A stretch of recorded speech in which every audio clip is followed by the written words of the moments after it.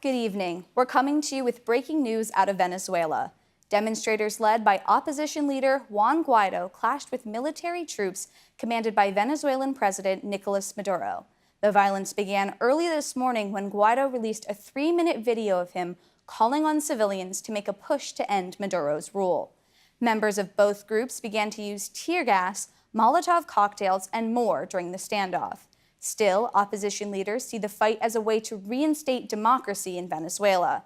Top officials in Maduro's government called today's acts a terrorist attack, while countries around the world, including the United States, have supported the uprising. Today in Washington, Senate Minority Leader Chuck Schumer says President Trump has agreed to support a $2 trillion infrastructure spending package following a meeting with Schumer and House Speaker Nancy Pelosi at the White House. The president has been hoping for a big infrastructure deal, but has dealt with resistance from conservatives in his own party who are more concerned about the rising national debt. Pelosi says there have been no clear decisions on how the plan will be funded, and Schumer says the president needs to propose a means of funding. In a written statement regarding the meeting, the White House did not mention the cost, but called the discussion excellent and productive. Schumer and Pelosi say they believe a deal can be reached with the president. In separate news out of Washington, the president is proposing new regulations for asylum seekers that would make it more difficult to seek refuge in the United States. This is all part of his ongoing attempt to slow the number of migrants coming into the country at the southern border. Trump stated the crisis at the southern border is a strategic exploitation of our nation's humanitarian programs that undermines our nation's security and sovereignty.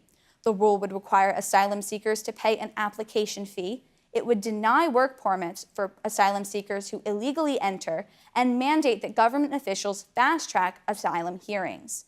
The president gave the Departments of Justice and Homeland Security 90 days to implement the changes. Critics say the changes unfairly punish vulnerable people who are escaping violence, poverty, and food insecurity. Hate crimes are up in the United States. The Anti-Defamation League reports attacks against the American Jewish community reached near historic levels, with the number of attacks doubling in the last year alone.